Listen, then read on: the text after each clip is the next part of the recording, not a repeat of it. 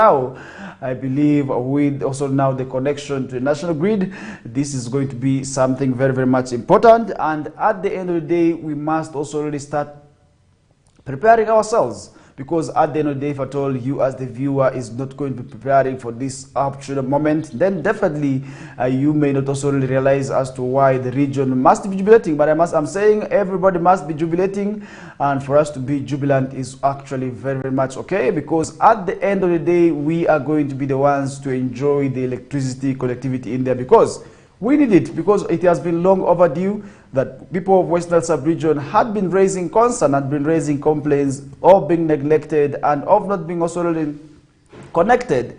And now the government of Uganda, after a long period of time, will be commissioning and also connecting the region to the national grid, something which I must say is actually one that must excite us, because many times this has actually delayed, and with also the issues of compensation where the power lines were passing, other people had also faced challenges because they were also rejecting also the power line also from passing via the place in there. Now that's also something which I must say will also really be able to also really address the concerns in there. Now I believe with the temporary also issues of the connectivity, at the end of the day, that is going to be resolving the issues of the inadequate power supply in the region, something which the leaders had been also really answering questions to the voters most often on.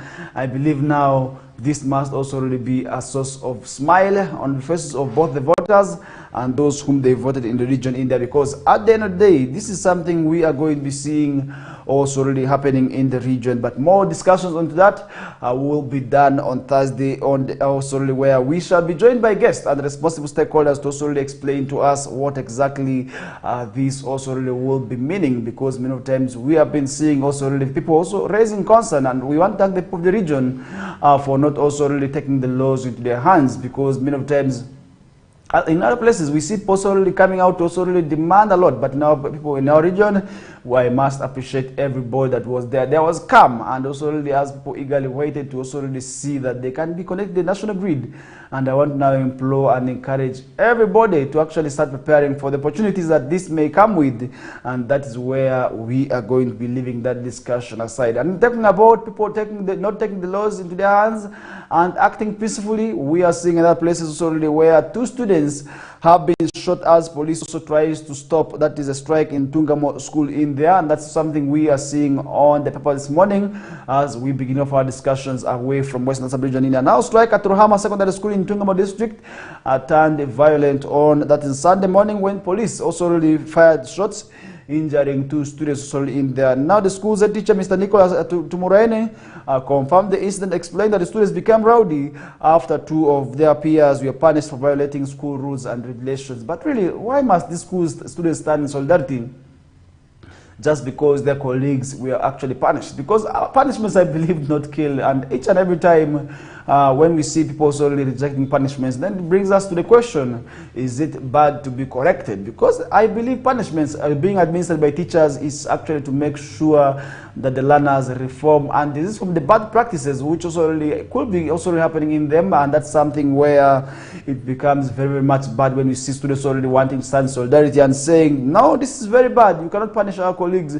And that becomes quite unfortunate, because at the end of the day, these learners are going to be overpowering the students. And once the learners overpower to teachers, that is the end of the school, because we are not going to be seeing discipline, and the school without discipline, at the end of the day, we are not going to be seeing any fruits also being yielded in terms of academic performance, because learners also sometimes have to be corrected. And how do we correct the people? Sometimes it is through the sticks, because we always say spare the rod and spoil the child. I believe without punishments, some of us will not also really be where we are, because we are punished but we not die, and that's why we're saying much as corporal punishment is bad, but we cannot also really stop our children from being punished. And today that's also really where it becomes very much unfortunate for the students also really desist from tendencies of also taking their lives in their hands and rejecting to be punished in there, because at the end of the day, that is something which I must say is very, very much bad. But we must also really condemn that, and we must rather accept to be punished. And that's one thing also really we are seeing, where also really a student also really identified as Robert Asimwe, who was shot in hip and admitted that that's in Mbarara Regional Hospital. And the mother also explained that he was visiting his grandmother near the school when he was caught up also in the school in there, and that is one thing also really which we must say is very, very much bad, because these are the things also really we must desist from, because as learners we must condemn issues of riots, because much as we are saying riots are bad, we can demonstrate, but how can we demonstrate?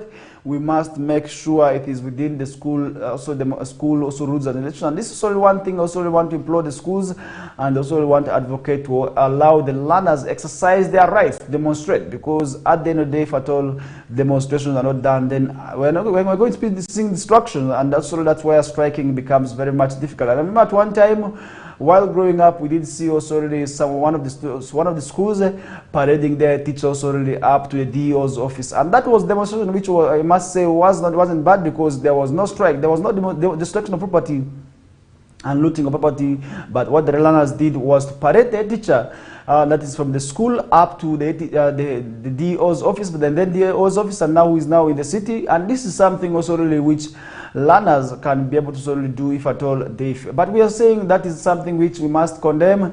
It must come as a last, and we must avoid issues of destruction of property, because at the end of the day, the whole burden of us destroying property comes back onto the parents. It is the parents who incur the cost, because at the end of the day, the schools are not going to be allowed you to come freely, and whether you participate or not, you will have to compensate, and that is where at the end of the day, the victims and the responsible perpetrators also sometimes are expelled. And where does the whole burden go to? It still goes back onto the parents to find new schools for their learners, and that is something which I must say is very, very much wrong. We must condemn it in the strongest terms, because we have seen violence, and violence has never solved any problem. I believe just like that, we must condemn violence, but rather we must promote dialogue amongst the learners in there. If at all the schools have the dialogue committees, that would also really address the concerns, and that's where I'm saying the school student leaders must sit down and identify the learners' challenges, and also identify what the learners want in case of any problem of that caliber. Then it becomes easier for them to solely handle it. That's at administrative level, because as prefects, you are administrators on behalf of the learners, and then it is usually prudent for you to identify what the learners are going through, sit down with them, try to also amicably resolve the matters, try convincing them, because I believe if the learners also really trusted you, and then they voted you, and then still they can be able to also listen to you, and that is something also which I feel we must also practice and also preach in there, because at the end of the day, if at all we are not preaching that, then definitely we are going to be seeing issues of strikes, and once strikes so start like that, we usually see them starting like a bushfire, and I do not want to see also that happening and spreading like how we did see it in Western Sub-region last year. And also some time back, where also one school after one school doing it, we saw it moving to the rest of the schools, and that is something also we must condemn in the strongest terms in there. And when conducted on phone, Ruizi Regional Police Spokesman Mr. Samson Gasira said he was not aware and not promised to call the Ntungamo District Police Commander for confirmation, but later did not pick up calls on the repeated also the instances in there, and that is something also we did see happening, and we must also really say that these are things we must condemn as learners of this region. If at all we are to also improve on the academics of this country, if at all we are supposed to be good learned citizens, then issues of riots, issues of strikes, issues of demonstration, we must avoid them, because at the end of the day, there is no way we are going to be living in a community without problems. I believe problems are always there, but how do we address the problems, and how exactly can we be able to sort of deal with our problems at institutional level in there? That is something also which I feel is very, very much important, and I also need to understand how are the schools preparing for such also disasters or such calamities, because at the end of the day, if at all they do not have measures of dealing and curbing such issues, then it becomes quite unfortunate. Then it becomes quite difficult at the same time to also deal with the issues, and that's where issues of strikes can be able to solely become very, very much problematic in there. But we're saying issues of such activity and such caliber must also be dealt with in the best way in there. And what is the best way to go? It's dialogue, and also the schools need to form up the committees, and also really among the learners also must form up committees where issues of the students can be discussed, and that's where if at all they form squares or triangles where if at all there's any problem, students can be able to sort of come up and sit and also address their matters in there, and then that would also be quite well. But the problem is sometimes some of the schools do not also really want to have dialogue with the students. They only come and regret about it when it is too late in there. But that is something also we must condemn. We are saying that shouldn't happen in the schools in here, and we must condemn strikes, because at the end of the day it is we who get injured. Loss of property comes back to the parents. And as learners, you also lose property, we lose mattresses, you lose cases. This is something, these are things we have seen in strikes, and strikes are never good in there. And that is where we're leaving that discussion aside with. And now moving to some of the stories that we are seeing on the past morning. According to information from government, we are seeing too many Ugandan women also really embracing and registering foreign spouses in there, because that is something also really which must be raising concern to many. And now the government of Uganda has more than also corruption and dissolution used to worry about. There is also already very clear, peculiar one of whom we are seeing marriage also already coming out as a result. And what exactly is happening? Are these marriages genuine? Could it be that Ugandan women are now running away from Ugandan men?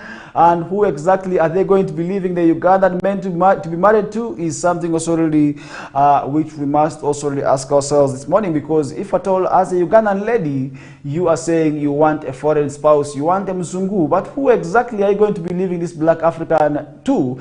Is something also really we must also really raise concern over. And from the shelves of the Directorate of Immigration and Immigration, it appears like there are too many foreign nationals registering spouses of Ugandans. And today we are also really saying that this is also really a way sometimes the Ugandans take advantage of moving also really out in. And now today with the civil marriages, it's something which I must say is quite simple, because all you need to do is just have yourselves formalized and registered in there. And that's something where at the end of the day you only need witnesses. Unlike the traditional marriages where it is a bit costly, with the civil marriages, this is something also that can take place within the shortest period of time in there. But that is something also which we are saying secretly today many people also are getting married, and they are actually married, but many people do not know that these are married. You find out that your daughter who left Arua is now staying in Kampala is actually officially married under civil marriage without the notice and also the consent of the parents in there. And that is quite common today with the interreligious marriages, and many of them, I must say, are actually embracing what we call civil marriages. But how dangerous is this? Because when you look at also the marriages also for foreign intermarriages also between the foreign nationals and the nationals, you will be able to realize that also it's coming with its negative challenges and advantages, because it becomes easier for the ladies who wish to travel out to also make sure that they do so, because after being registered as a spouse, somebody says, I'm going to be married, I'm visiting my family, I'm visiting my husband, it becomes quite simple. But also really at the end of the day, sometimes we have seen people also really doing this to lie. And how can the officials at the immigration offices also really determine how somebody is lying, is how it also becomes paramount. And speaking at security news briefing at police headquarters Naguru, the ministry's spokesperson also Peter Mudei also said the phenomenon was troubling, as many people are now registering foreign also marriages in now the Ministry of Internal Affairs is concerned with the growing fate of women applying for dependent permits for the foreign also male counterparts in there. But how can we make sure that this matter is actually one that is genuine? Because our laws permit us to get married to whoever we want to, but how do we make sure that these are actually genuine marriages that are being registered? Could it be that just some people want to take advantage of living in the country, and the only means for them to do so is actually through deceit or deception by lying that they are going to be visiting their families? Is something also really I need to ask this early morning. But we are saying these are matters that we must also really give keen interest to. We must also really be also understanding, because at the end of the day, these are issues that also really continue to happen within our societies. And the ministry urges that the foreign also permitting foreign men to rely on Ugandan women for residence solely could also undermine traditional society roles and may also have broad implications for the immigration policy in there. And now, according to Mudei, the trend has raised alarm with the immigration also really department, which has issued a strong discouragement against such applications. And now the spokesman stressed that the department is closely monitoring these applications already and considering stricter measures to address the issue in there. Now the spokesman also went on are saying that they are now investigating the matters. That is where earlier on I said, are these marriages genuine? Could it be that some people just want to take advantage of the civil marriage to make sure they get the visas, because many of the times it becomes easier for them to get the visa and travel permits out of the country if at all somebody says, I am going to be meeting my family who are living in, let's say, in Los Angeles, maybe in other parts of Europe. It becomes easier for them, and that is where today many people are actually getting those visas. But how do you make sure that the travel permits and this also caliber is actually not taken advantage of? Because many times somebody can actually come and say, my sister whom I want to go out with is my wife. It becomes quite hard to detect, and that's where we are going to be leaving that discussion aside with. I believe also, if at all the immigration officers can tighten their belts and also stricten their operations, then this matter will be able to be addressed in there. And that brings us to our first commercial break, and this is still the KOKOLIRIKO live show on West Nile TV with me, Farish Majid, and we are going to be doing this with you up to the hour of 9 o'clock, and that is where after the news bulletin in Lubarati with Fete Emmanuel will be coming through. But for now, let's have this first quick important breather that will be ushering us into more topics that we shall be bringing to you. Stay tuned as we get back to you shortly.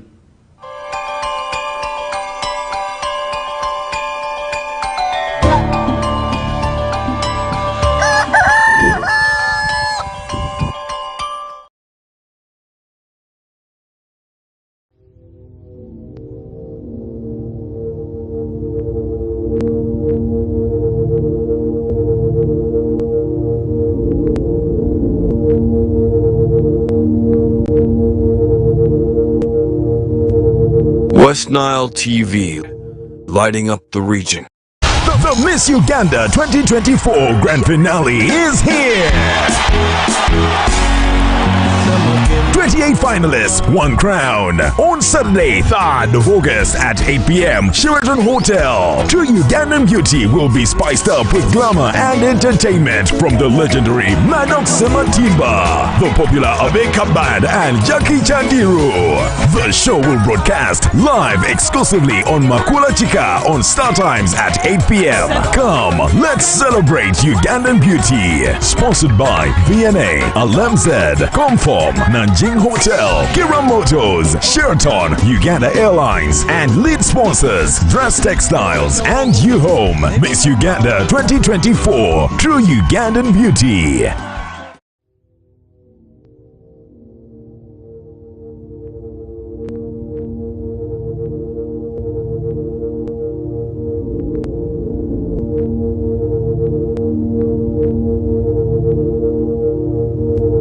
West Nile TV, lighting up the region.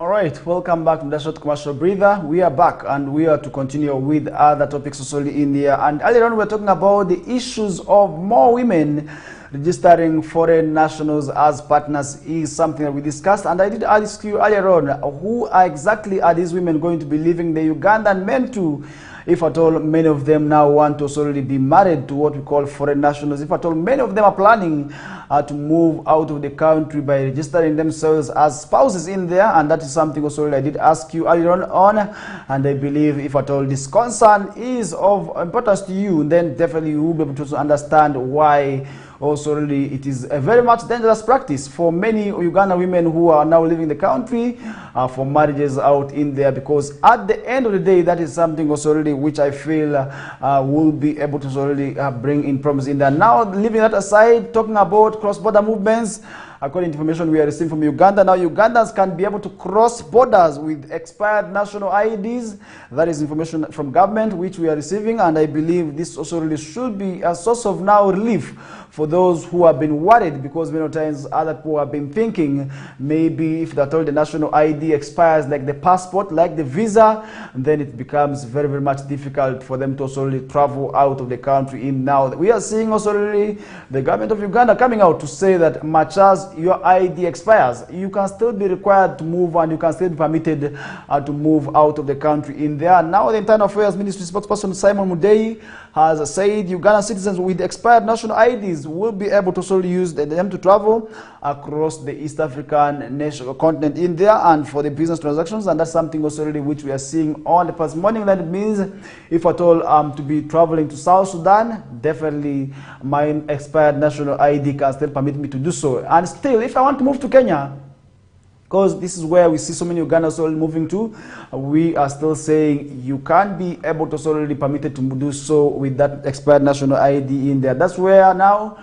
the issues of you being worried is now normal, because government of Uganda has actually clarified that you can still be able to already travel with that expired national ID in there. Now that's something we did see being also that news that we received during the weekly press briefing held in Guru yesterday in there, and that is something also really I believe to those who are to travel out of the country and their dates of expiry to the national ID are just left with some few days, because I believe as we are getting closer to 2025, most of the national IDs are actually going to be expiring, and renewal will only be done also really from at least a later date, which will also government of Uganda also really came out to also really extend, because by now the mass enrollment for the national ID registration actual renewal would actually have commenced, but it was also postponed due to, I believe, resource constraints. But now we are saying as we are waiting for that time.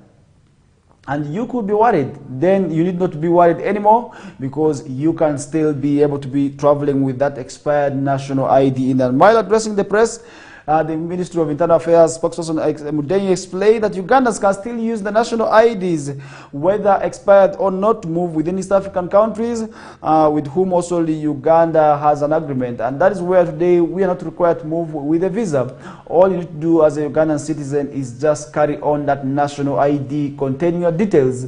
And from where, if at all you reach the borders, you can be given some documents that will also really allow you enter those countries in there. Now, he added that people who have been wondering on social media where they are going to be also dispersed in terms of travel or national IDs, that is also really no source of worry in there. Now, the national ID you carry has a NIN, and the NIN does not expire, and it's the most important feature on the national ID, according to information from the spokesperson in there. Now, he say you will continue to transact all businesses even with the expired national IDs in there. Now, besides traveling, Mudei noted that also really the Ugandans are still able to use the expired national IDs to process what we call passports or visas. It means that still you can be able to do that, and then open bank accounts. Still, you can permit it, because the national ID today does a lot of activities where for you to actually acquire certain things, you need a national ID. It has actually become one of those important requirements.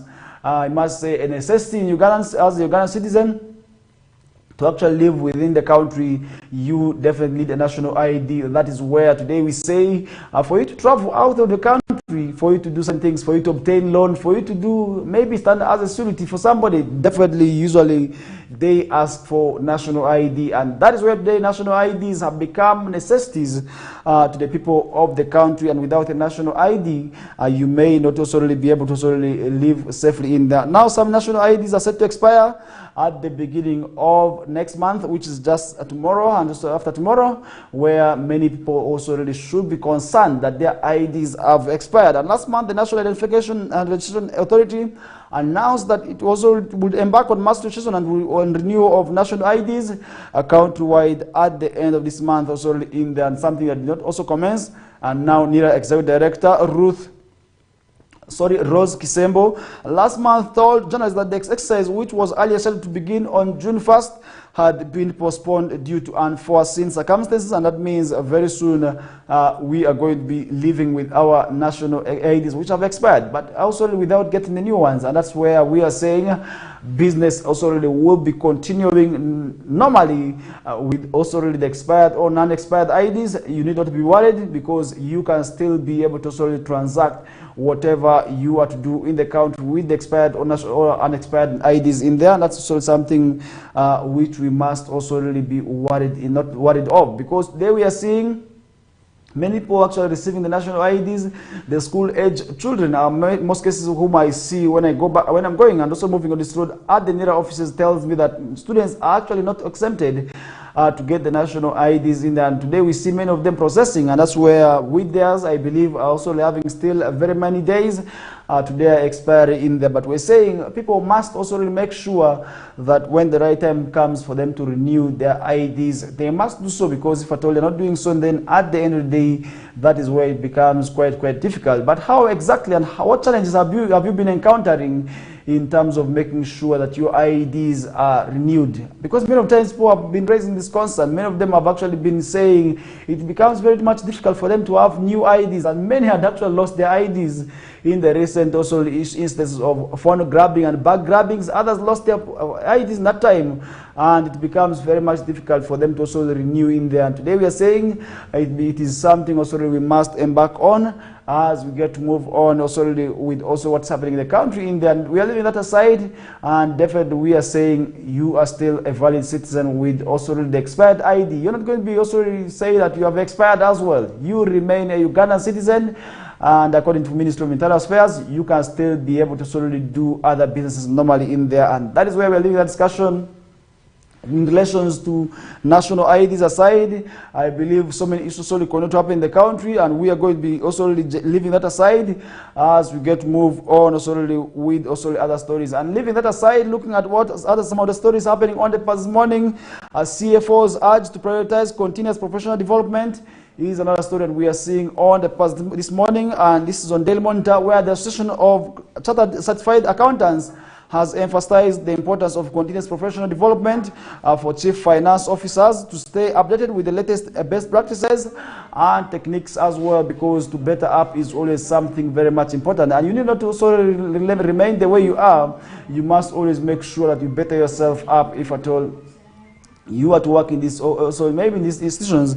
And now continuous professional development is gaining new skills also through continuous education and career training after also really entering the workforce, and that's also within the employment sector. And these include taking classes or workshops, or really conferences, earning certificates to expand your knowledge in your chosen field is actually very much important.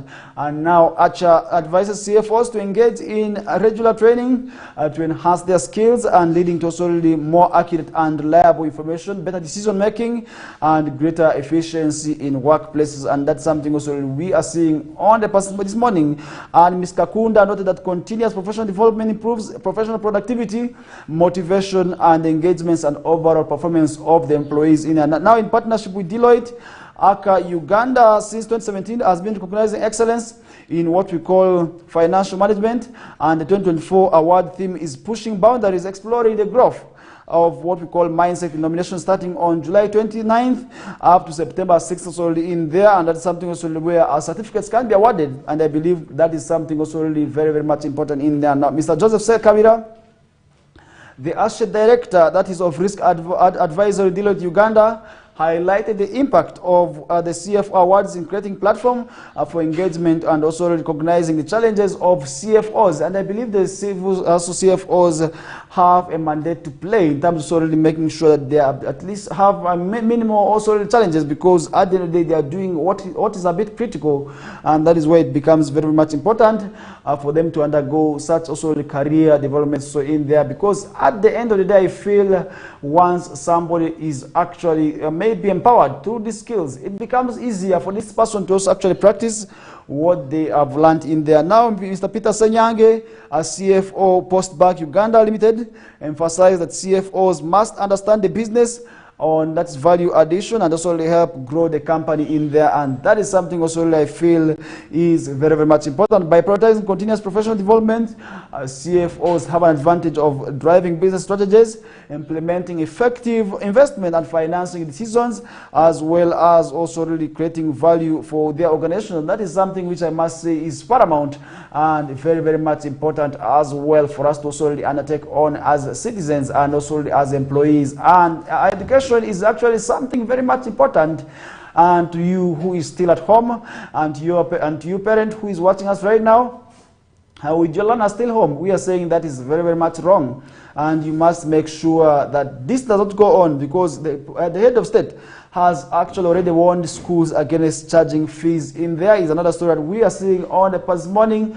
And this happened in Mitoma, where the President, His Excellency Yoweri Museveni, on Sunday met with the family of Deputy Speaker Right Honorable Thomas Tayebwa in Nyamiyanga, Bitereko, Ruhinda, Mitoma district, and he actually warned the schools against charging fees also in there. And I believe a value of an individual can actually be added through school, and that's where school becomes very, very much important.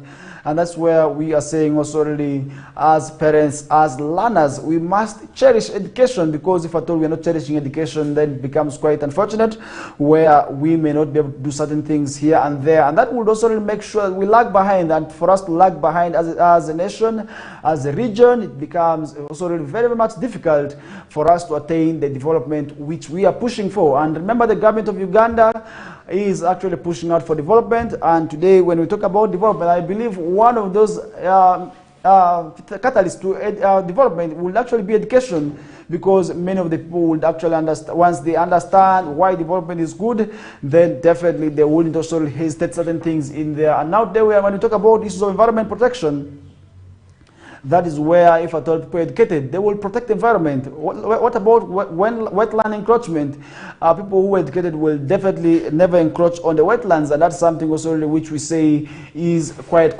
good. And now, in a meeting with the family, President Museveni also really commended Muzehe Bangirana for being hardworking and for also really educating his children, who became responsible citizens of the country. And just like this Muzehe who is being lauded, why don't you as a parent also really make sure that you educate your children, you also give them the necessary education, so that so really at the end of the day they will also really make you a proud citizen in there. And that's something which we did see, where the President so far gifted Muzehe Bangirana with 5 Frisian cows in there. And after the meeting, President Museveni proceeded to a rally in Rakiratanda grounds, where he addressed also really the residents of Mitoma in there. And that's something we did see happening, where also that happened, where he did go on to caution the residents against politics of identity based on religion and tribe, saying it undermines the prosperity of the country in there. And he revealed that National Resistance Movement government came into power also in 1986, and it advocated for politics of interest that focuses on mainly in solving the problems of the citizens. And that is where also we want to say the citizens,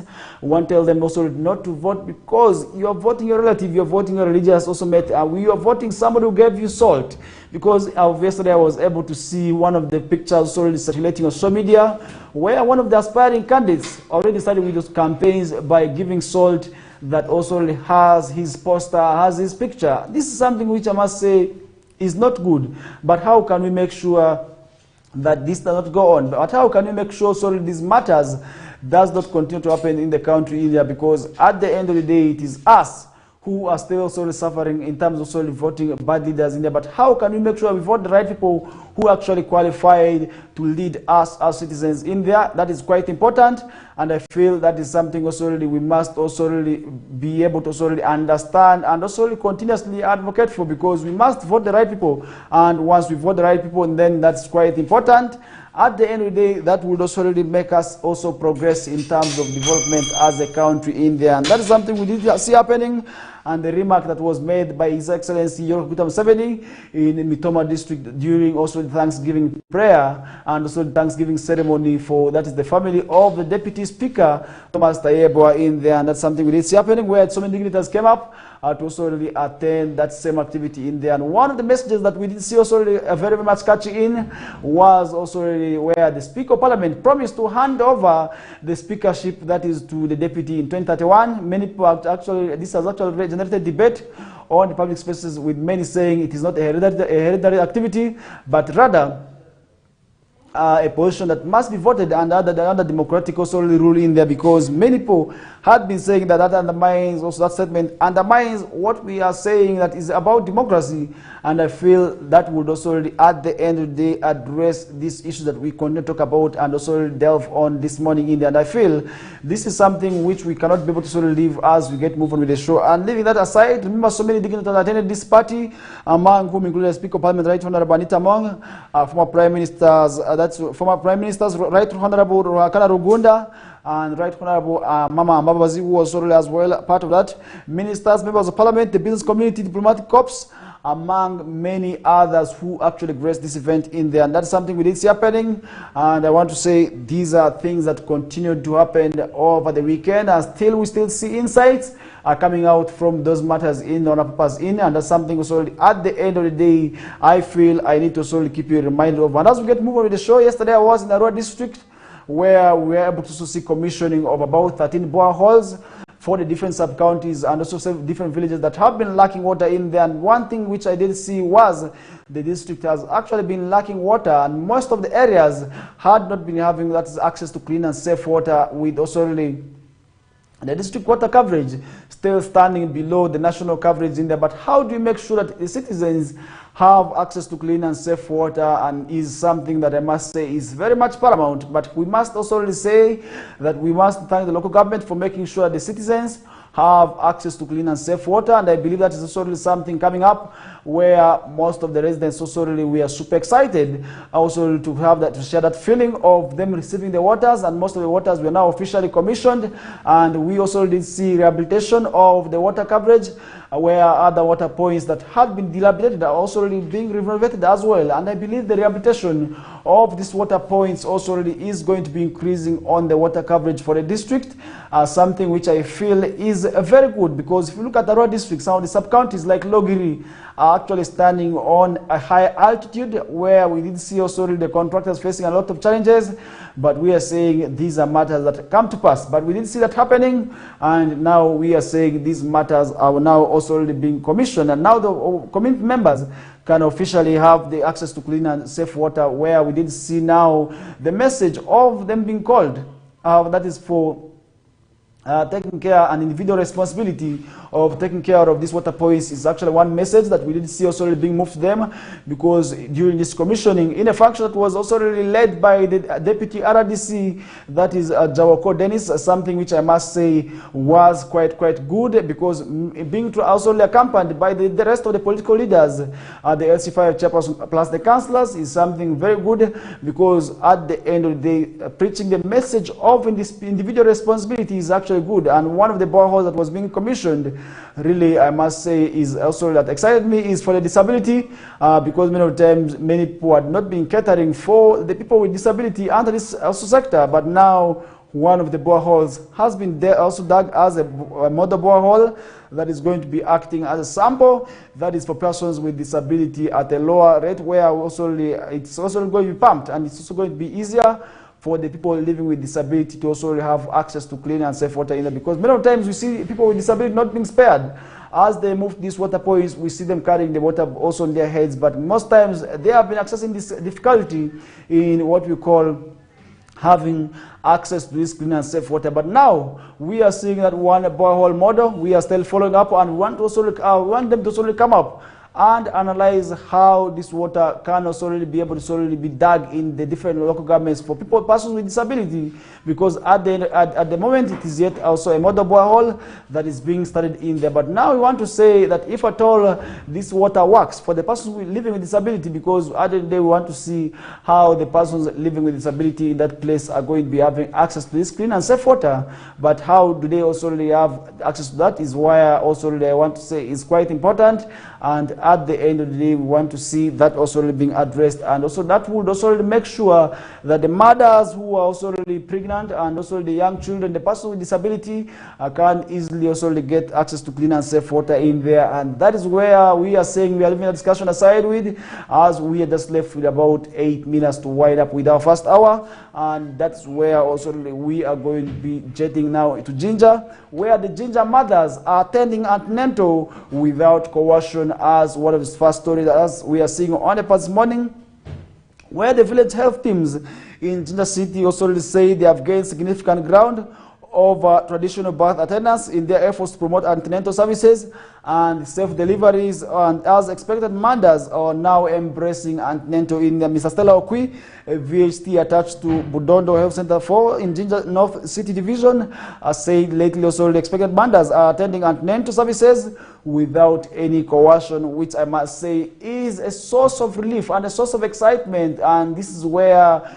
we must also really make sure that we use those VHTs also to also make sure they talk to the people in the other areas, because these traditional birth attendants have done a lot of atrocities and have done a lot of disservice in most cases, where we have seen people losing their lives in the hands of these traditional birth attendants. And this is also where we have seen issues of people seeking for antenatal care actually being dragged behind as a result of many people actually having belief in the traditional birth attendants. And that's something also which is now not the same with those in Ginger, because the people of Ginger are now embracing medical attention over the traditional birth attendants. And that's something also which we say is also really a source of excitement. And now we did see that, and according to Misokwi, some expectant mothers get miscarriages because they do not know their health status, and as a result of also the urinary tract infections, claiming they are abnormal, and symptoms already which have also already caused a lot of challenges in the district in India. And that's something also which we did say, and when we talk about issues of miscarriage,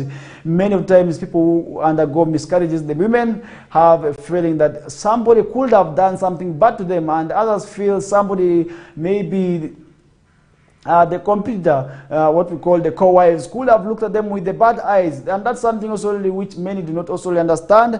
And that's why we're saying issues of embracing antenatal is key, because here you get tested for different diseases, you get tested for HIV, you get tested for urinary tract infections, and at the end of the day, safety of your baby is what matters. And this is where we are saying people now must embrace issues of seeking for early antenatal care, and this is where the men must also really accompany their women. And today we are seeing many men also really being hesitant to accompany their women to their health facilities, and that is something which we are saying is quite easy. As a man, you must make sure that this woman you claim to be loving, at least accompany them to their health facilities, and also really make sure that people know that you are responsible for the pregnancy. And that's also really where you must carry the guts and say, I have accompanied my wife. It's quite simple, where you're going to be answering just some few questions where you can be tested for certain issues here and there, but that's where we are saying issues of that activity must also be dealt with in there. Now in 2010, government banned what we call the TBS, the traditional birth attendants, but did not also improve modern maternal health in remote areas, and this has also forced many people to also embrace what we call the traditional birth attendants, because if you look at the health facilities, some of them do not actually have proper maternal also really services in there, and that is where sometimes these women, more so in the rural areas, have attachment to the traditional birth attendants. And that's something also really which I must say the government also really must work towards addressing, because if at all government does not also really empower the health facilities, more so the health center 2s and health center 3s,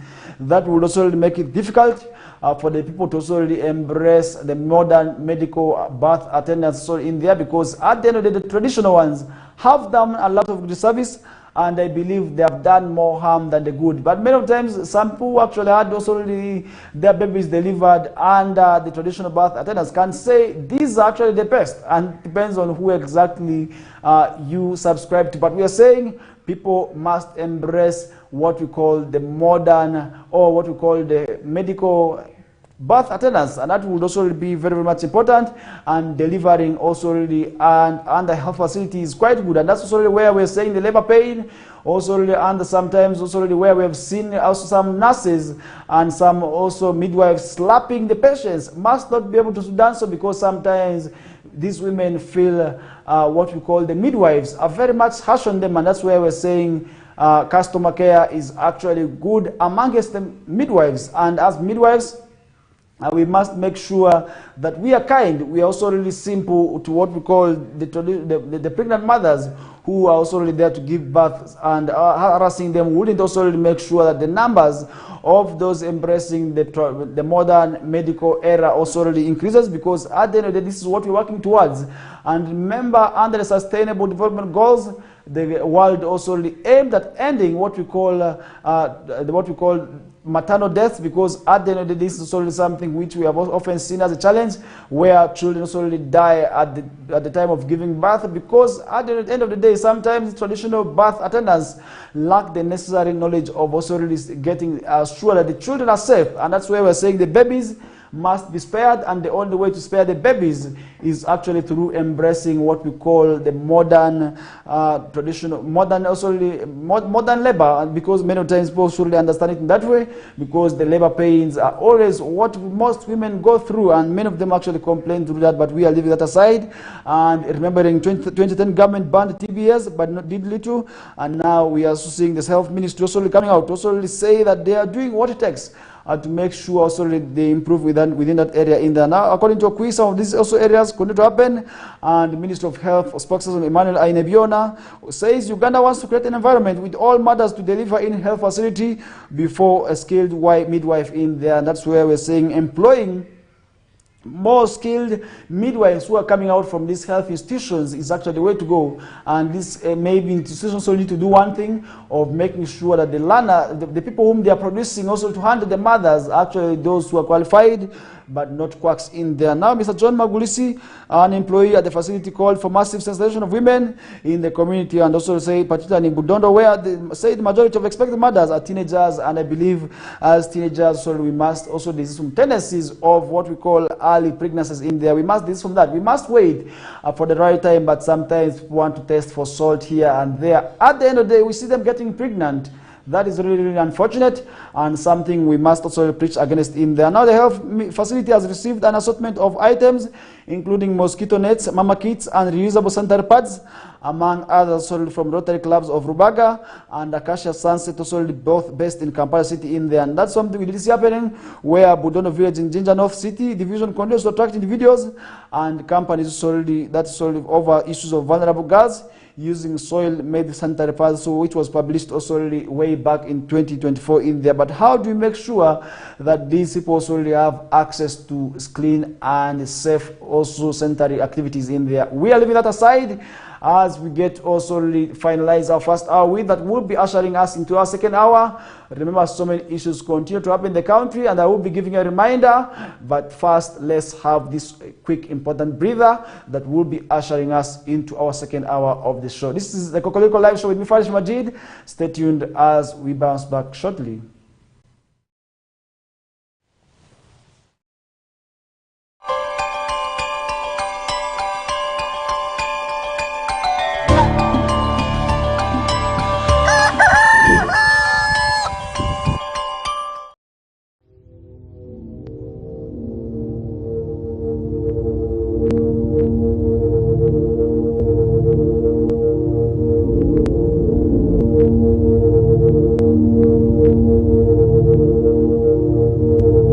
West Nile TV, lighting up the region. The Miss Uganda 2024 Grand Finale is here! 28 finalists, one crown. On Saturday, 3rd of August at 8 p.m. Sheraton Hotel. True Ugandan beauty will be spiced up with glamour and entertainment from the legendary Maddox Sematimba, the popular Abe Kabad, and Jackie Chandiru. The show will broadcast live exclusively on Makula Chika on Star Times at 8 p.m. Come, let's celebrate Ugandan beauty. Sponsored by VNA, Alemzed, Comform, Nanjing Hotel, Kira Motors, Sheraton, Uganda Airlines, and lead sponsors Dress Textiles and U Home. Miss Uganda 2024, True Ugandan Beauty.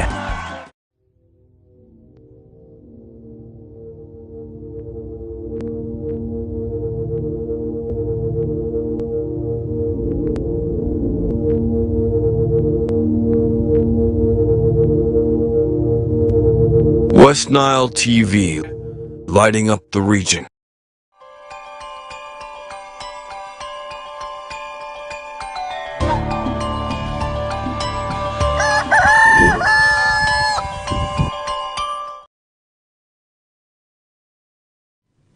All right, welcome back from that short commercial break. We are 2 minutes after 8 o'clock. This is still a KOKOLIRIKO live show on West Nile TV channel 477 on Star Times. In case you are just watching us via the dish decoder in there, we say thank you so much for all that's tuning into. That is West Nile TV morning updates. This is where we keep you updated of what's happening in the current affairs and also really of what continues to happen within your areas, because we are down there. We understand what is happening within your communities, and we are there to keep you informed of what's happening right away from what's happening within the region and nationally and internationally, because we not limit our discussions to only what happens within the national, also what we call the region, but rather we go international in there. And as always, we summarize the discussions with what's happening in the world of sports. And when we talk about what's happening in the world of sports, I believe the leagues are returning anytime from now, and now we are seeing the clubs busy in the markets are trying to also really buy players who are going to beef up maybe their teams in the coming season. And that's where we also going to be letting you know of how the transfers are faring. That's right from the region and international in there, but that would also be coming later on towards the end of the discussion. But as we get to move on, we are still seeing so many issues happening and so many stories going to happen. And now there was shock as police recovers 17 human skulls from a shrine in PG. Look at 17 skulls. These are 17 heads of human beings. And whose skulls are these? Where did this come from? This is something also we need to understand. And how did these skulls find their ways into the shrine is something also really I need to ask as we begin off our second hour with, because I really feel this is kind of also ironic, because how do you keep skulls? And this is something also in this area which I do not also really expect to see, but we are seeing shocking news of 17 skulls being received also really from that is a shrine in PG, something which I must say shocked me. And now police in PG district are investigating circumstances under which 17 human skulls ended up in a shrine, also really a shrine site formerly used also as a shrine that is at Kabanga village in Impiji Town Council. And the discovery also really of the skulls followed a tip off from the residents who were informed by two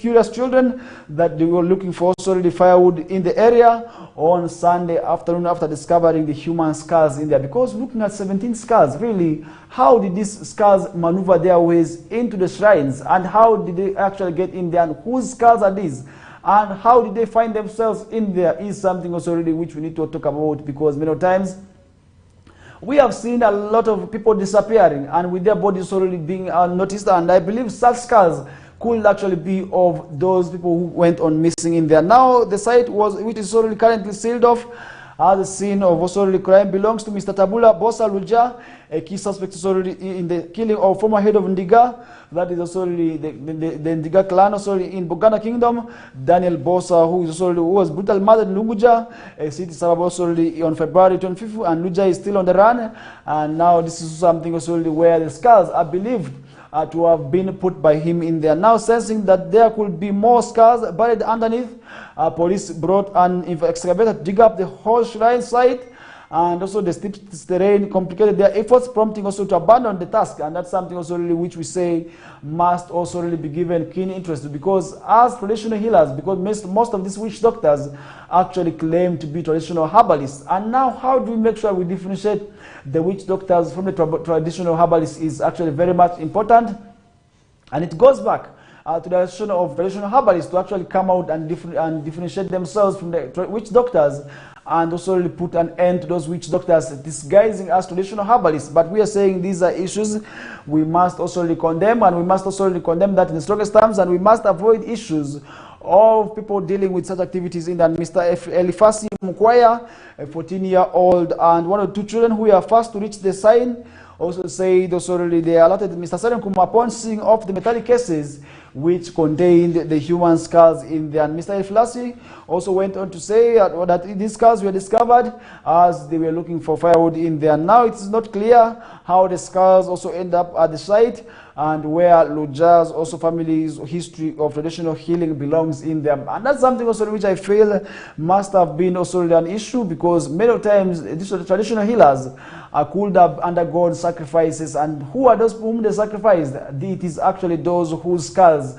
are now being found in this area. But how do you make sure that such issues also really does not go on in the country? And in this era, in this decade, we do not expect people to also really still continue to also really deal with issues of human skull, issues of human heads, because many times as growing up and as a child, one of those issues and one of those threats that our mothers used to tell us is that if you move, your head will be cut, and it will be used also for constructing these storied buildings. And these are things so that made us as children to also avoid moving out at certain time of the night and certain time of the day in there. But how do we see such activities, that also such story that we were told of many years ago also is still happening in this era? I believe this is something also that could also be happening within our areas, and many of the traditional healers must also be dealt with and must be checked. And this is also where those who are found with human skulls, because many times sometimes they could be demanding for human head, go and bring a human head so that you get this and that.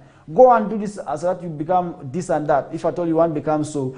And today with economic hardship, many people actually into witchcraft, I believe also something which must be happening, and that's where we must be careful within the people also we are sitting with. And that is something at the end of the day I feel we must give keen interest, because the world today is not as we may think, because many of the people are now also really wondering of what exactly to do, of how to become rich in there. And that is something also really which I feel at the end of the day we must also really avoid also talking about India, because that is something which I feel is very much dangerous.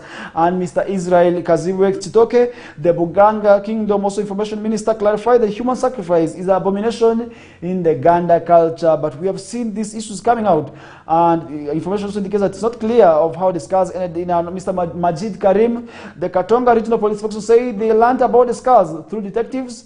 That was on Monday, and no arrests have been made yet. And these are things only I feel at the end of the day the perpetrators and the people responsible for owning these skulls must be brought to book, because some people could have innocently lost their lives and under unclear circumstances in there. And that is something also which I feel we must also really be able to talk about, because at the end of the day that is something which also really is devastating and also really causing a lot of misery and a lot of also really pain in there as we get to continue with the show. And leaving that aside, an accountant has been charged with dispersing a religious ceremony and granted bail later on in there. And that's something also really we did see him far for disturbing the religious activity, but that is also really on a sad note. But sometimes, how do we make sure that the faith-based activities who are doing their religious activities do not also undermine on the right of the other citizens? Because if you look at the churches, sometimes also you realize that some of the churches also produce a lot of noise. In the middle of the night, you find people singing, people also really dancing, really, and with the loudest sound in there. And that's also where it becomes very much bad for the other people within the areas to solely be peacefully in there. And that is where it becomes difficult. And now today the Directorate of Ethics and Integrity is actually developing the faith-based institutional policy that will be also dealing with such issues. And now where Claire Namara, a 25-year-old accountant, former guild vice president of Chambogo University, was on Monday arraigned before the Natete Rubaga court on charges of disturbing lawful religious ceremony. And Namara also was arrested on Sunday during an anti-corruption protest at Rubaga Cathedral also church, and denied the charge, and was later granted a non-cash bail of 500,000. Her sureties were also allowed a bonded of 500,000 non-cash, and that is already where she was granted bail in there. And this was already as a result of the protests also happening, and this was where Namara's lawyers, led by Aaron Kiza, argued that the case was bailable and did not also involve any violence, and she did not also criminalize any record. And that's something also where she wasn't having or carrying any criminal records, and that called for her to also get the bail in. And that's why we're saying, if at all you are going to be engaging in any activity, you must make sure that at the end of the day, this activity cannot also lie you in the hands of the roughness of the law, because at the end of the day, after breaking the law, the laws are not going to be sparing you. And at the end of the day, it would also be difficult for you to now start seeking for bail, and also just being there so quietly and also doing what it takes. And that's one thing also we did see happening, where Magistrate Magezi granted bail on the condition that Namara presents a photocopy of her national ID, and letter from local council introducing her to also court. That's for the next mention to be had in there. And the case was adjourned to August 22nd for mention, with investigations already still ongoing. And prosecution led by David Lukwago alleges that Namara also voluntarily caused disturbance to an assembly lawfully engaged in the performance of religious also worship of all religious ceremony on July 28th at Rubaga Cathedral also church in there. And that is something also we did see happening. And we say, if at all she gets bail, and she has the right to bail and also fair hearing in there as the matter continues to be investigated in there. And that's also where If she will be also really innocent, then the case will also be, first of all, disposed of. If at all it may be found guilty, that is where she can also be charged and also still be arrested in there. And that is where we're leaving that story aside. Now let's get into Tororo, where a teen has been brutally murdered. Is another story that we are seeing on the papers this morning, where the police in Tororo are hunting for unknown assailants who are still at large for slaughtering a 16-year-old boy, as one of the sad stories that we are seeing on the papers this morning, where the body of Ashraf Mukisa, a resident that is of also Bison B village in Western Division at Tororo municipality, was discovered lying in a pool of blood along the corridors opposite Total Nangwera petrol station near New Life Bar, commonly known as Kisangani in there. And that is something also we did see, where the boy was murdered in cold blood. And who are the murderers of this boy, and who exactly are they, and what motive did they have for murdering such a 16-year-old boy, is something also we need to understand and find out. And where did they escape to? Because at the end of the day, we really want to say these people being arrested and being brought to book would actually serve justice to this innocent young boy in there, because many of times we see these issues continue to happen. But how do you make sure that those people who are responsible for actually doing such activities are brought to book? Because really, for you to murder a 16-year-old boy is quite unfortunate. And now the deceased teen had multiple cuts also on the neck and on the head as well. And according to Bukede South Police spokesman Mr. Moses Mugwe, the deceased was a chapati seller along Lower Beza Street Zone next to MTN Tororo branch offices in there. Now Ms. Veronica Alowo, the mother of the deceased, also confirmed that she was also hit with the SANS previous day, and wondered also of the news and what exactly could have happened, and pushed their silence to murder him in there. Is also something very much bad. And now this people have rendered the mother also really very much helpless, because I believe this young boy has been supporting the family in one way or the other. And this is where, for this family to get justice, the assailants must be traced, and that's only where they need to be discovered on who exactly they are and what motive they do have for murdering this young boy. And now police confirmed they already investigations into the matter, as the matter also is now being mounted and also investigated, as they have already launched also and they're optimistic that the assailants will be brought and will also be brought behind bars also in there. And that is something also we are following up on. And police appeal to residents to remain to desist from lonely movements, especially in the night hours and also in dark spots, and also in areas also without CCTV cameras, to also really avoid themselves also being caught up by unscrupulous persons. And remember, in that area, we have quite seen often areas also of criminal gangs returning also in that area. But how do you make sure the criminal gangs are dealt with? And this is where it becomes very much difficult for the matter to be addressed in there. Now, the body of the deceased was conveyed to Tororo General Hospital mortuary for post-mortem examination by the police also in there, and that's also to help identify who exactly are responsible for murdering this young man in there. And that is something also which I want to also implore the young people to also avoid, and so these tendencies of moving lonely in the dark spots, also in areas also really that are very much bad in there, and that wouldn't also really spare their lives.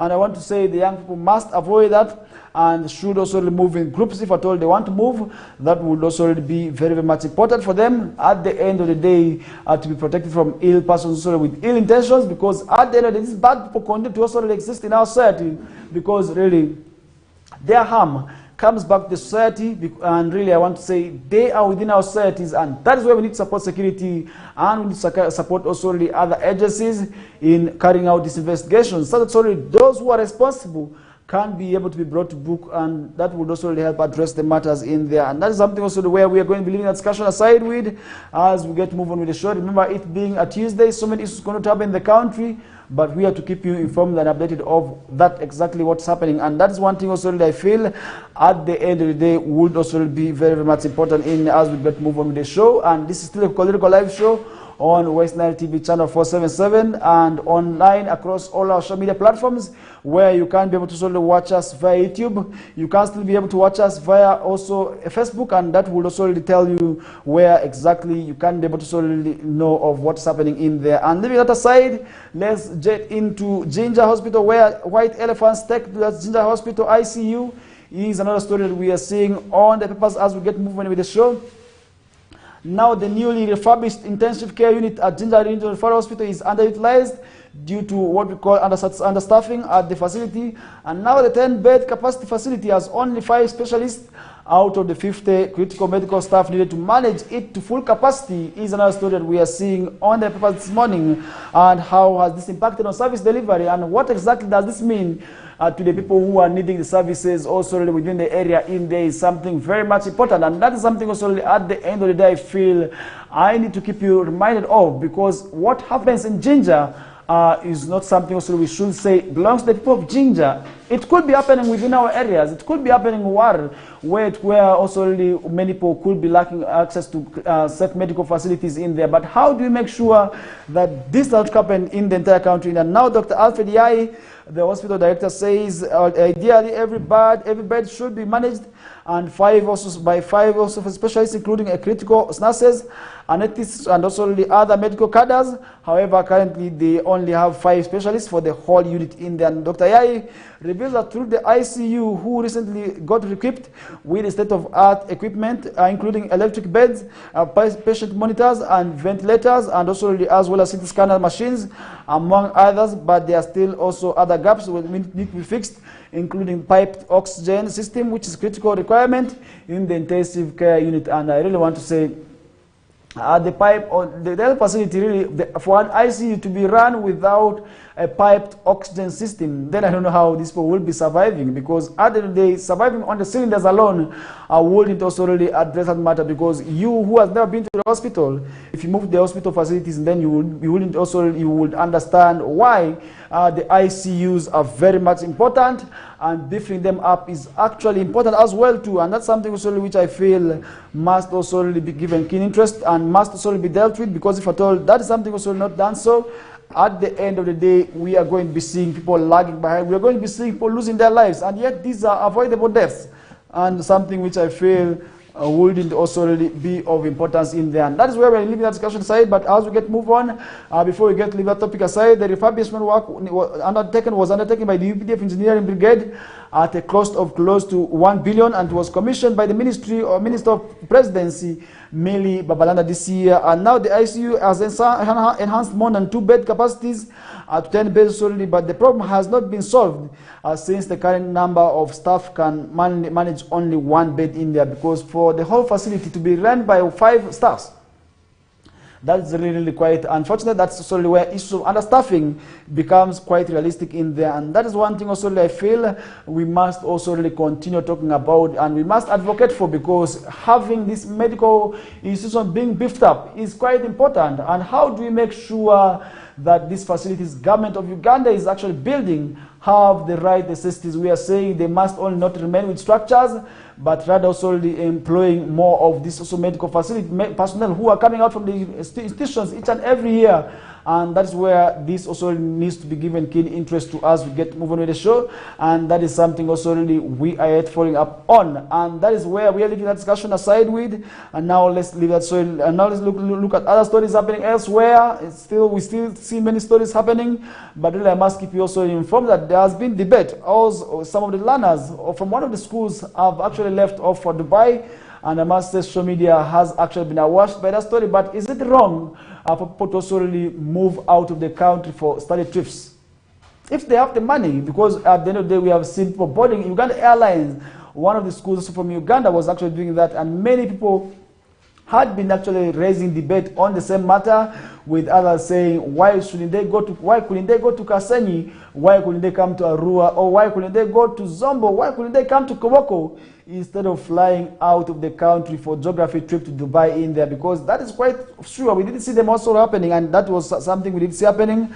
And there has been debate also generated over the same matter in there. But how and what role and what implication does this have on the pockets of the parents who are also in there? Because I believe for you as a parent, if you didn't have the money, then definitely you wouldn't take your child to such a school. Alternatively, you would take your child to schools where the learners move to some small facilities within the area. But really, that is something also it's happening, and social media, I must say, has been awash by that information. But we are yet following up on that matter, and we shall be able to sort of let you know of any developments in relation to that as we get moving on in the show, because of issues of that caliber also really continue to happen in there. And that is where, in issues related to cross-border movements, on the paper this morning we are seeing over 700 Ugandans have been repatriated. That's something we are seeing on the paper this morning, where at least 752 Ugandans we are repatriated also home from different countries abroad last year. And this is according to information from the Ministry of Internal Affairs. And according to the Internal Affairs spokesman, 752 returned from their host community countries due to various social reasons. Also something which we must also say, we must give keen interest, because many of the people must be admiring living in the country, but I must also say sometimes home is the best, because you may not be knowing what is happening elsewhere, thinking that you're going to be having greener pastures so outside the country, and to your dismay, you may find the opposite. And that's why we're saying, east or west, home is the best. We must also really focus on what's happening within our homes and local India, and that's also where we must mind of changing what is home rather than thinking of running away. Because at the day, if I told you run away from what you think that also what's happening within home is bad, and moving away from also from home to another home, thinking that you're going to be finding ease in there, but I didn't if at all things backfire, that is where you start regretting, and that is also where life may become very much difficult for you. And in June last year, 8 members of Ugandan religious cult who had also been convinced to travel to Ethiopia had also starved themselves in order to see Jesus. We are as well repatriated, and the group had been also duped by their pastor of an impending doomsday, and also they would also be spared by the meeting also Jesus in Ethiopia in there. And that's where we're saying the religious leaders also must also be catered, and some of them also must be investigated, because many of them also could be lying to the people, and that's where we're saying these matters must also really be addressed in there. Now they were reported to Uganda, and in May this year, 22 Ugandans who had been held under captivity in Myanmar also were reported after spending months in also rebel-controlled areas, and those also had been duped after into getting jobs abroad, and reaching there they were also taken to Myanmar, and where they were offered hard labor. And this is something also which I feel must also be given keen interest, because many of the young people also are thinking of leaving the country for better opportunities in countries such as in the Middle East, in Dubai, in Qatar. But really, sometimes we see them also really facing a lot of challenges, because many of times we have seen our young people also really going through a lot, where others have lost their internal organs. And this is something which I feel is very, very much bad, and this is sort of where we must now focus on our country and changing what is happening within our countries, other than thinking that we are going to be leaving the country and moving out of the country, and thinking where things will be to our ease. And that is something also which I feel we must give keen interest to as citizens of this country, and something we must advocate for as we get moving. And in June last year, 80 members of Ugandan religious cult we are repatriated after being duped into also really finding and meeting Jesus in Ethiopia, and that's also in a doomsday. In the members from Soroti, we are also really asked by pastor of Christ Disciple Church to sell their land and so their belongings in preparation for the end of the world, something which I feel now the faith-based religious policy is also very much important on, and this would actually help address these matters. And by press time, they were arrested by Ethiopian authorities. Many of my members had starved themselves, and we are also really failing also to move in there. And that later this year, they were also as well reported in Uganda, and that's something also really we are saying must also really be avoided in there. But as citizens, we must mind of changing what is local in here, and that is also really where with the party development model that the government of Uganda has rolled out with the Myoga, we must make sure that we join hands in terms of solely groups, so that we get the monies. And one of the things that's really where we could get our monies through is actually engaging in agriculture. And remember, Uganda's main backbone economy is actually agriculture, and through us engaging in agriculture would actually help us in terms of addressing these matters of poverty. And I feel this is something also at the end of the day that would also be of great importance in there. We must make sure as young people, instead of looking for jobs outside the country, we must also create employment opportunities for ourselves within Uganda, because many of those people who are reputed are actually youths who have left the country thinking of also getting jobs abroad in there. Many of them are actually been duped, with them also losing heavy amounts of money. And that's solely where government of Uganda needs to come out and also investigate where these people are coming from. These people come out and dupe the citizens and also lie to them in terms of solely promising them good jobs outside the country, and also lie to them and telling them that they are going to be offering them employment opportunities outside the country. These are things we must also give keen interest to, because many times labor exploitation and most of the labor companies do not mind of also really one thing about the livelihoods of and the well-being of the people whom they are taking as casual laborers. And this is quite common with the casual laborers, where people are moved to also the Middle East. I've come up with also scenarios and stories which are quite difficult, and many of the narrations also really from these members of the community have actually been that they have been subject to real suffering, which is something which I feel at the end of the day, government of Uganda must also give keen interest. And that's where today we have the whole Ministry of External Affairs that is solely to do with such issues. And that is one thing also which we must also embrace and also advocate for. And my humble appeal to my fellow young people is that we must also focus on changing what is within our countries. And other than thinking of leaving the country, thinking also where we are going to be getting jobs abroad and where jobs are ready. But we are saying it's not also guaranteed. Jobs outside are not guaranteed, much as we have seen people also benefiting, because the success stories, we have people who have also moved outside the country and are successful and have actually achieved whatever they intended to do so as they are outside in those countries. And that is one thing also which at the end of the day I feel we need to keep you reminded of, because many of the times many young people now think of also many employed young people also think of employment opportunities outside Uganda, where they will be able to work as casual laborers, also as maids, as domestic workers.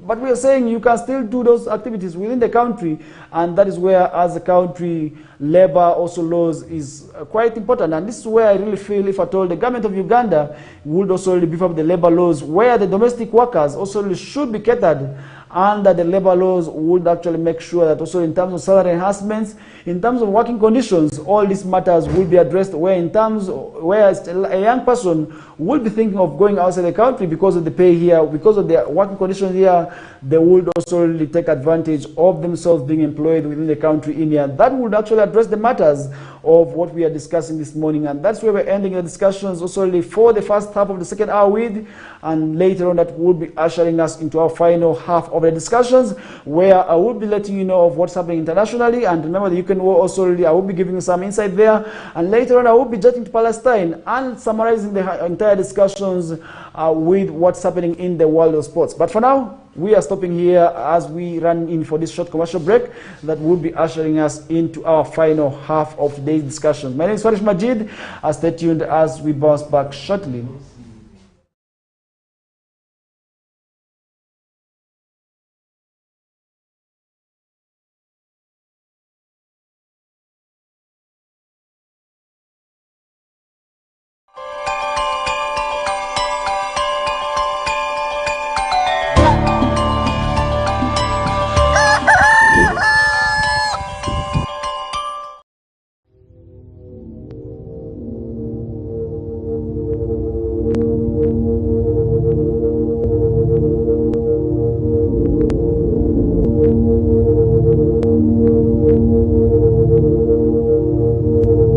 West Nile TV, lighting up the region.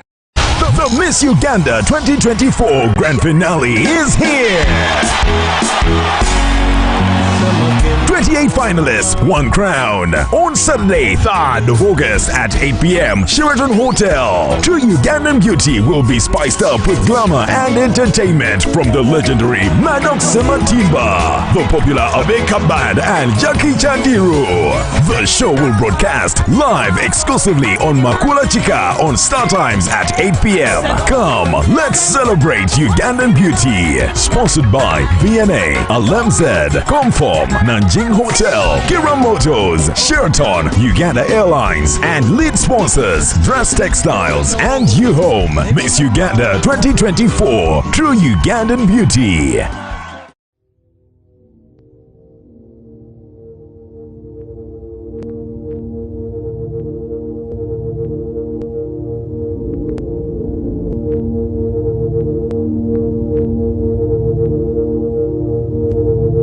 West Nile TV, lighting up the region.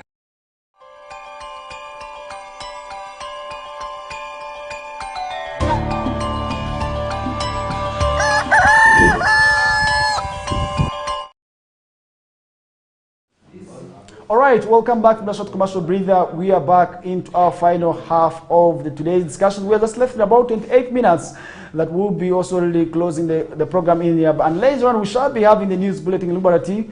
That is with Feta Emmanuel that will be coming through from that's 9 o'clock to 10 o'clock. And later on, that will also really bring us to the Northern Request Hour with Olivia, together with DJ Jero, and other programs thereafter will be following up. And that is where we are leaving the discussion aside, and now to start off our discussions into the final half with one of the national stories where President Museveni commends his deputy press secretary, that is Farouk Chirunda, for being productive and resourceful as well in there. And that is really shouldn't be with Museveni alone, and this really should go to all the employees.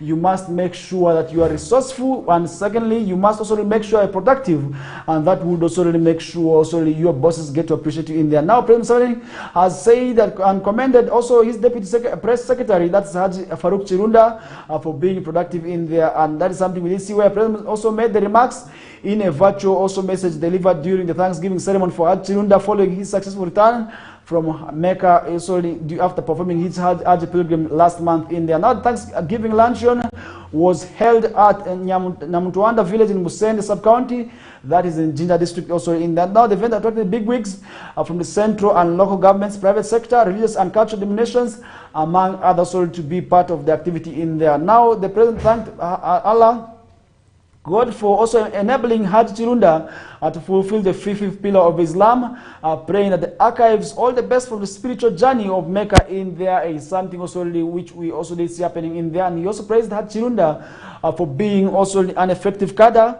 of the ruling government of National Resistance Movement Party, which also the Hajj also subscribes to, and also for being a dedicated and utmost servant of the party as well in there. And that's something we did see here. And President Museveni also reaffirmed that his support to Haji Chirunda's family also following the death of his wife, the late Gladys Aliinza, last month also in there. Now, the Vice President Jessica Lupo said she was also so happy to attend and support the son also of Haji Chirunda in there, and that's something we did see happening. And that is one thing also we are leaving the discussion aside with. And as we get to move on with the show, and this is the KOKOLIRIKO live show on West Nile TV on channel 477 on Star Times, and online across all our social media platforms, where you can be able to search us on West Nile TV and watch us anytime and any part and from any part of the world and anywhere also where you can be able to watch us. And all you need to do is have a connection to the internet. It could be on a computer, it could be on a smartphone, it could be on any gadget. So long as it is connected to the internet, you will be able to watch us in any time in there. And that is one thing also where we also going to be leaving a discussion aside with. And as we get moving on the show, remember so many issues going to happen, and that is one thing also which I feel I need to keep you reminded of. And it being a Tuesday, it's busy. It's a busy week, I must say, where so many also activities will be happening, and this is only where we shall be seeing the region finally be connected to the national grid. And what are some of the achievements, and one of some this will be coming to the region, and what are some of the success stories that the region will be telling, and what awaits the region in general as we get connected to the national grid is something which I feel I need to remind you of again, because at the end of the day, many people had been complaining that we are a region of darkness. We have been left to Wendereko alone, and now we are seeing ourselves being connected. And tomorrow on Thursday, sorry, I will be having guests, and that's solely where we are going to be discussing this issue and have an understanding of how exactly this will be meaning. And that's solely where we need to understand how and what are some of the benefits that the region also will be having as a regional, as a result, as an opportunity of the connection to national grid. And I believe the power from Karuma also will be extended to our neighbors, South Sudan and DRC. And that is something also we are going to be yet following up on. And I believe that is something which we must also commend the government for making sure also that as we have been continuously singing the song of darkness and also the power shortages and blackouts, and we hope also with the connection to national grid, this is going to be normal. And we now want to see so many industries be established. And talking about industries, Arua City also really should be preparing for that. And one of the areas also in Arua City is actually Ivo Division, and where we are still seeing huge chunks of land existing, I believe this will actually be the industrial region in there, and that's where we want to see many industries be established in that part of also the city in there, and other parts of the region as well. We want to see more factories being established, because at the end of the day, this is going to be, first of all, improving on the livelihoods of the citizens. Infrastructure development is going to be coming up, where we are going to be seeing development also already coming up in terms of areas, first of all, such as factories being established. We are going to be seeing development of other areas being established, and roads are going to be established, and all this will be coming with also really in industrial development, and I believe industrial development also really is going to be coming with its own advantages, which we must now start preparing for as we get connected to national grid in there. And that is one thing also really which I feel at the end of the day is very much important for the people of the region, who have been also lagging behind and also complaining about power in there. Now that with the final connection of the national grid, this is actually going to be yielding fruits, and that also really would also really be of great importance for the region in there. That's where we are leaving that discussion aside, and we are now summarizing the discussions with what's happening elsewhere.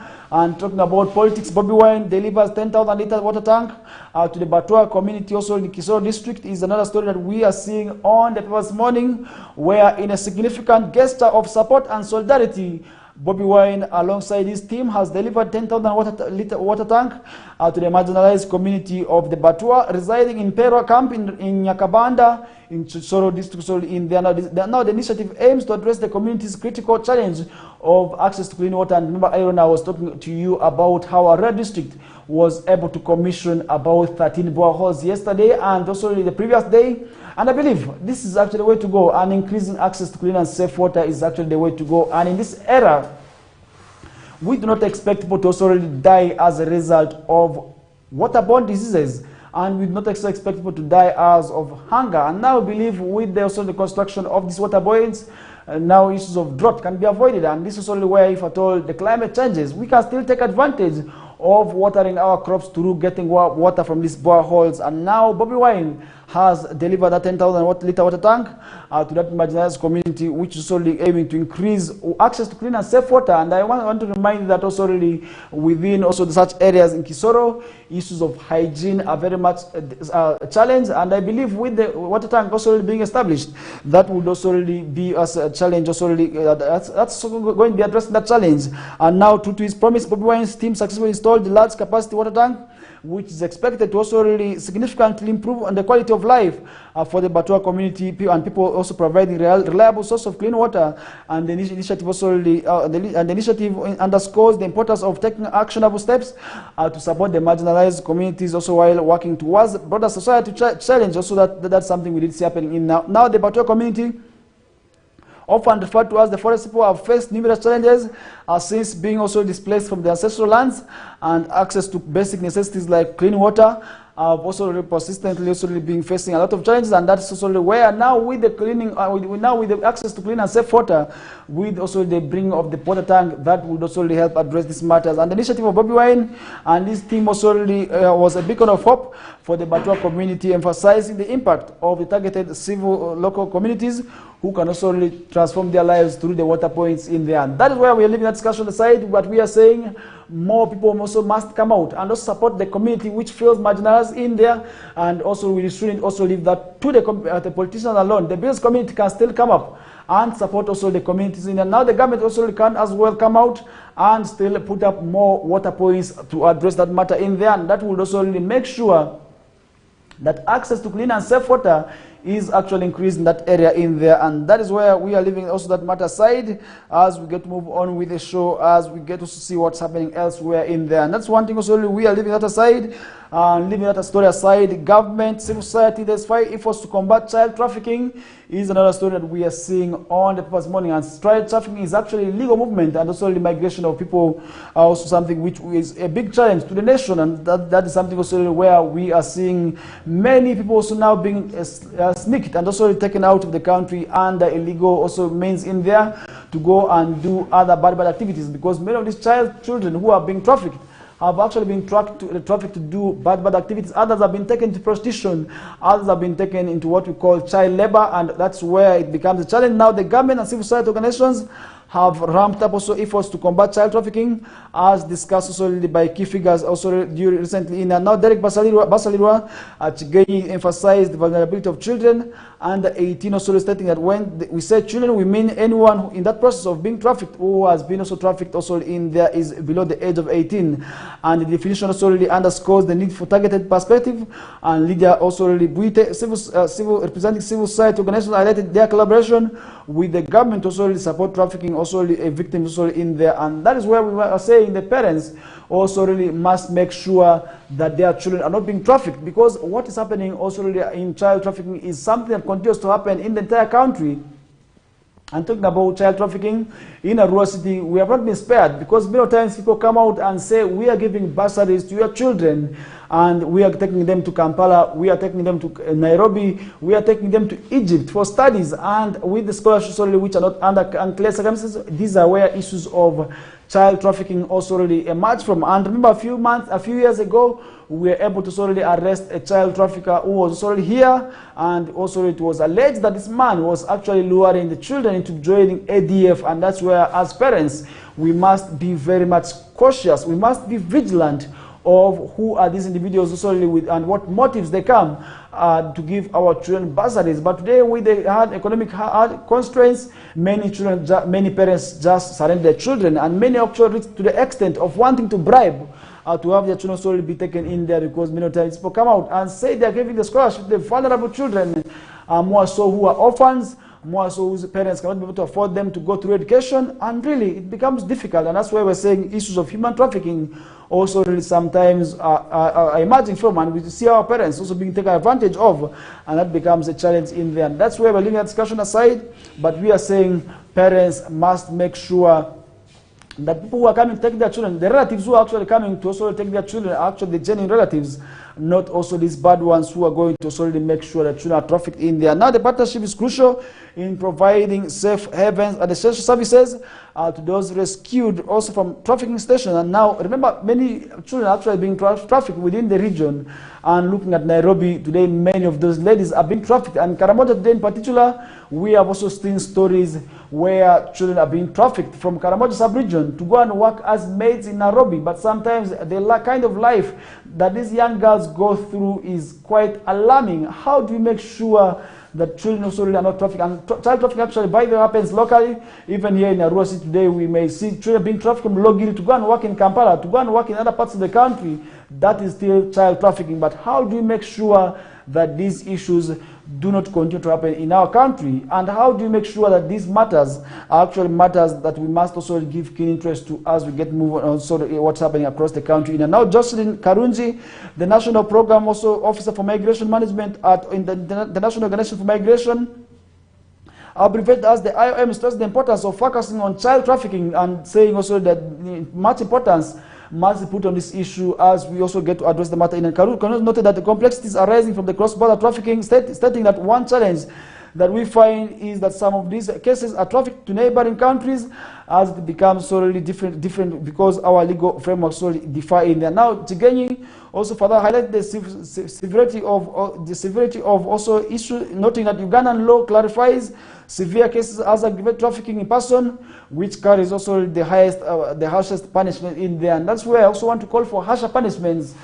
for those individuals who are to be engaging in what we call child trafficking, because child trafficking is something also that remains a great concern in there. But how do you make sure we deal with the issue of child trafficking? Because child trafficking is something also really which I feel at the end of the day must be dealt with. And now that calls for collective efforts of this organization and the entire society in also really enhancing also really access to raising awareness, and also really ensuring justice for the victims of those child who undergo child trafficking in there. Because child trafficking is actually something which I must say we must desist from, and we must also preach against, and that would also really help address the matter in there. And now calling for harsher punishments and harsher laws in Uganda.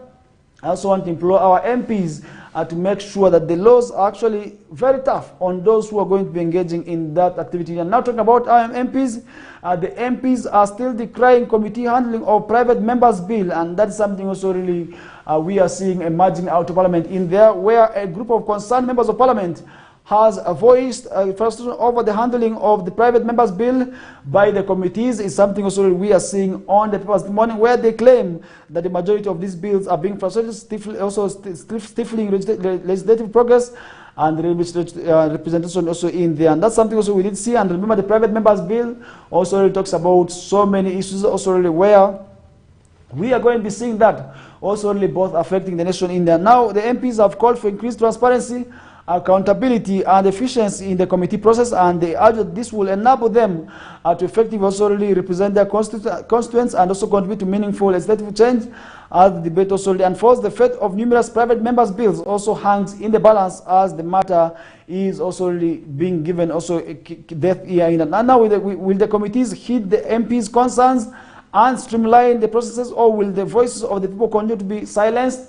Is another story that we are seeing and also asking ourselves as the rhetoric in there. But how do you make sure that also the private members bill, if at all, is of importance, the committees also give keen interest to it? Because many of the issues also could be also being neglected as a result of also not being important in them. How do you make sure that these matters also really given keen interest? That is where also I need to ask you as the viewer this morning, and as we get to move on with the show, and that's where also really we are going to be leaving that discussion aside with, and now to summarize the entire discussions with what is happening elsewhere in the world of also international stories in. And now to begin off our discussions across borders, but this is also a story that relates within Uganda and also across borders.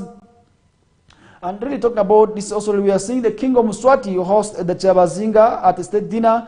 Is another story we are seeing on the past morning. And in a display of African royal diplomacy, King Mswati III, that's sorry, of Eswatini, has hosted dinner for the Chabazinga of Busoga William Wilberforce Gabula Nadiope, the fourth also in there. Now the event held at Royal Palace was attended by high-ranking officials from both the kingdoms, and King Mswati III was accompanied by his esteemed guests, including also the Queen Mother and 3 princes, and also the princesses and the Prime Minister in charge of traditional affairs, and several cabinet ministers and members of parliament in there. Now the Busoga Kingdom delegation was led by the king, that's Gabula Nadiope IV, included notable figures such as Owechitibo Alhaji Osman Ahmed Nur, second deputy prime minister also of Busoga Kingdom, also in Udaya Babire, minister for Chabazinga affairs Richard Mafumo, minister for culture and also head of Clansol including Ivan Kiria, and finance minister Prince also Wilson Nadiope and Andrew Kawanguzi, who were also part of the delegation that also joined the King of Eswatini in also attending this dinner in. And now the dinner was a symbol of friendship and cooperation also between the two kingdoms, and King Mswati III and King Nadiope IV engaged in what we call discussions on matters of mutual interest, including cultural exchange, socio-economic development, and regional cooperation. And the event was a testament of the strong bonds between African royal families and their commitment also really to fostering unity and progress of the continent in there. And as the night came to close, both kings also really expressed gratitude for their warm hospitality and looked forward to also really future collaborations. And yes, when we talk about these different kings and these also different kingdoms already, today we are saying these have an interrelation. You see what happens to a kingdom in Nigeria, you see what happens to a kingdom in South Sudan. At the end of the day, we still have that bond of what exactly it is all about. And that's why we're saying these kingdoms already must work hand in hand, must work together in terms of already addressing these matters in there, and that would also really help address these concerns. And that's why I'm saying all this is to the importance and also the justification of what we need to do as also the citizens also in there. And I feel that is where also really we need to also give keen interest, where this morning talk about issues of cross-border movements, and really for them to also have intermarriages is quite good, because we need to share cultures, because we need to also really understand the cultures of the Mswati people and also the cultures of the Busoga people, and that's where issues of intermarriages becomes very, very much important, and that would also really help bond and tighten the bond and also keep it stronger between these kingdoms in there. And that is one thing also really I feel at the end of the day I need to keep you reminded of. And what do you think about the different kingdoms, and what exactly do you think they need to do so in terms of also really beefing up their relationships and also really making sure that their bonds are stronger, and also just depending on those minor also conflicts in there? And that's one thing also really we are leaving that aside with, and I feel at the end of the day we need to also really make sure that we also talk about that also in there. And that's one thing also really at the end of the day I feel we are going to be summarizing the entire discussion with, and that I really feel, as the viewer, you can still share your comments with us and share your comments and thoughts, and not forgetting your opinions on what we are discussing and how best can the kingdom also really make sure that the bonds also really are tightened in there. Feel free to drop the comment in there. For those of you watching us via YouTube, drop the comment in there, and I will be checking it through later on. For those of you watching us via Facebook as well, you can still keep your comment in there, and I will be also checking it through later on. And that is where we are summarizing the discussions. And now to summarize the discussions with what's happening elsewhere. And this is also really where, at the end of the day, the international stories also really is very, very much important for you. And now to look at what's happening elsewhere across the borders, in also really in across Uganda borders. So many issues going to happen, going to unfold, and we are also really there to keep you also really informed. And now looking at what's happening in our Kenya, which who are our neighbors. Kenya formally also submits Raila AUC chair application. Is another story that we are seeing on the past morning, where Kenya on Monday formally submitted Raila Odinga's application for the top job at the African Union Commission in Addis Ababa in Ethiopia. And now the application was lodged by Foreign Affairs Principal Secretary Korir Singio, also that is to the Office of the Legal Counsel of the African Union, also really through the Dean of Eastern Region, Damaraj Mamaseg, who is the ambassador of Mauritius, also in there. And that is one thing also really which we are yet following up on. And in his application, Mr. Odinga has outlined his vision for the African Union Commission, which is hinged in various focal areas, including African integration and infrastructure development and economic also really transformation of the continent, enhancing, that is what we call intra-African trade unions, financial independence, and gender equity and equality in there. On the other hand, of focus in his also grand plan areas of agricultural transformation, climate change, peaceful and security and youth empowerment as one of those areas that he feels also really he needs to advocate for, and he also needs to talk about also really as he feels that he is the right person now to take over the job, that is of the African Union also in Commission in there. Now, among documents delivered in Addis Ababa on Monday was Mr. Odinga's curriculum vitae, which is the CV, in which also Office of the Legal Counsel in May said should be submitted in 6 languages, which among others include English, Arabic, French, Portuguese, Spanish, and Kiswahili. And now the submission of Mr. Odinga's bid clears the air on President Ruto's and also the government commitment to the candidature also of the opposition leader after failing to beat a self-proclaimed also in June deadline also in there. And that means also we are following up on that matter. And the African Union Commission has set August 6th of 2024 as the deadline also really for the submission of application for candidates interested in submitting also really their current chairman, that's Musa Faki in there. And that means also for those who are within Kenya who may also really want the same job can also really now still submit in their application. And not what about those within Uganda who are still interested in that job also really will be quite good. And I really want to say, at the end of the day, if at all, at one time we still see a Ugandan also really leading the African Union in that would be quite good, and that would also really be quite well in terms of raising our flags high. And that is where I want to say the Ugandan dignitaries, most of the top delegates who have the experience also really should take up the advantage of also really applying for these jobs, and that would also really make sure that we raise our flag high as Ugandan citizens in now. Now, besides Mr. Odinga, other aspirants also really are Djiboutian Foreign Minister Muhammad Ali Yusuf, Somalia's former Foreign Minister Fauzia Yusuf Adam, and former Circle's Vice President, that is Vincent Meriton, who are all eyeing for that position in there. Now that's something also really which we are following up, and his sentiments follow Kenya government's promise to pull out all stops to ensure Mr. Odinga secures highly coveted continental seat that would also really catapult him, that's the stature of head of state also in there. And that is something also really at the end of the day, which we also feel must also really be also addressed in. Now the panel includes that's Burundian academic professor Paul Ngarambe, representing the Central African region, Ethiopia's former permanent secretary of African Union, among others who are also going to be on that panel in there. And that is where we are leaving the discussion aside with. And I really feel at the end of the day, these are matters also really that should be also really be given keen interest. And that will be quite important for us to also really understand what exactly is happening and leaving that entire discussions, we are saying we are going to be leaving here. And remember, in the world of sports, we are seeing games also going on. That's in Group A at what we call the Olympics. We are going to be seeing New Zealand also, who was beaten by New Zealand also being beaten by Colombian women by 2 goals. We did see French women also being beaten by Canada women by 2-1. In Group B, we did see Australia walloping Zambia women by 6-5. Meanwhile, US also female also really women team also really beat German women by 4-1, and more details what continues to happen in the world of sports. I will be coming through with the whistle time that will be coming here on our TV. That's from 2 to 3 p.m. As Owen Ezaga together with Linda Suze will be here to keep you informed of what's happening in the world of sports. And we are here to now say goodbye as we come to the end of today's edition. And we shall be bouncing back tomorrow for the same program on Sorry, with so many other issues that continue to happen in also the out of your areas. We are stopping here as we pave way for the Elders News team to come through. I'm out. Have yourself a good day.